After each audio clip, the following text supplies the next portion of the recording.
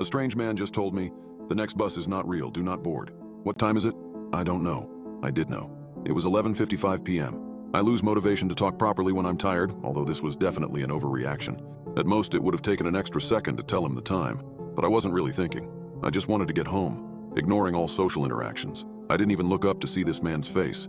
He left without saying anything, limping as he walked, leaving me alone at the bus stop, waiting for the final departure of the night. A single minute past midnight was the usual time on the schedule, although it's almost always late, despite only ever having a few passengers at most. My late shift at work had me used to these empty hours of the night.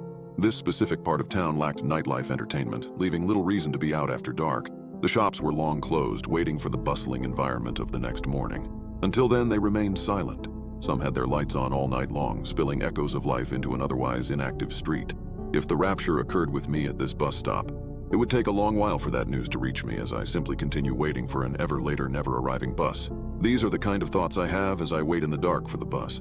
The occasional breaks in these thoughts are often caused by me checking the digital sign above me, displaying an estimated time for all upcoming departures, expecting to see 5 minutes or perhaps a more delayed 10 minutes. I hadn't planned on having to read a whole sentence. So as I finished checking the sign, only then did my mind realize that it had not even seen a number. I had checked the sign but did not comprehend the content. My double take showed me what I had missed. The next bus is not real. Do not board. I stared for a moment before looking around. What I expected to see, I do not know.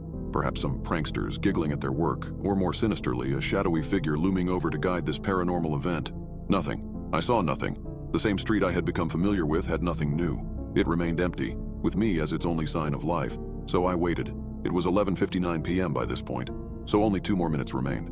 On time for what may have been the first time ever, the bus arrived. A single minute past midnight, and here it was, pulling around the corner, approaching the stop. I put my hand out to signal my need to board, feeling relieved that my only way home hadn't been canceled. As the bus approached, I noticed the dark interior. The headlights were on, but the lights inside were all off. I could not make out whether any passengers were on board, or even who the driver was. Being a regular, I know most of the final route drivers, but this time it was anybody's guess. I got onto the bus, putting down the same change I always do. Bit dark, isn't it?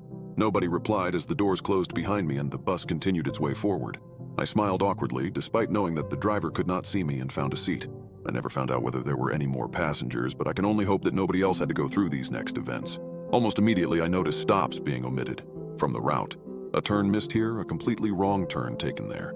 A panic set in that I had somehow gotten onto the wrong bus, despite knowing for a fact that the bus I always get is the only local one that runs this late. Convincing myself that an unfortunate series of road closures had occurred, I remained calm and waited it out. After 10 minutes of this, we had circled back to the stop I had boarded at. In front of us, I noticed a more normal bus, the bus I was supposed to board. The lights were on, with a few passengers. It was waiting at the stop. I spoke slightly louder than the rumble of the engine. "Excuse me, can I get off? I'm on the wrong bus." No answer as we slowly passed the correct bus. I could see the passengers inside all staring ahead. My gaze followed theirs, meeting at an ambulance, parked just slightly in front. A small group of paramedics knelt down in the beam of the bus's headlights, surrounding a body on the floor.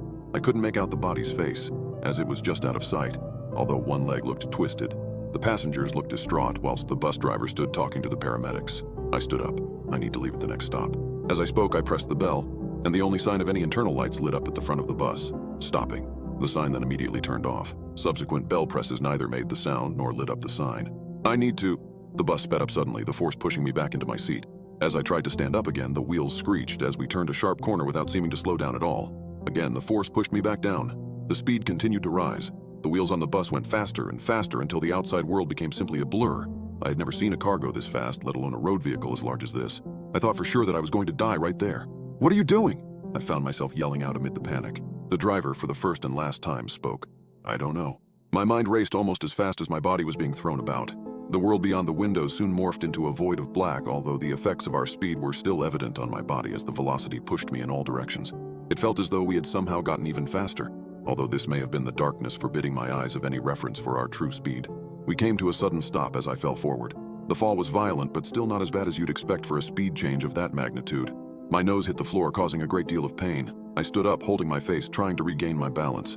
As the dizziness subsided, I began to notice where I was. We were outside my home.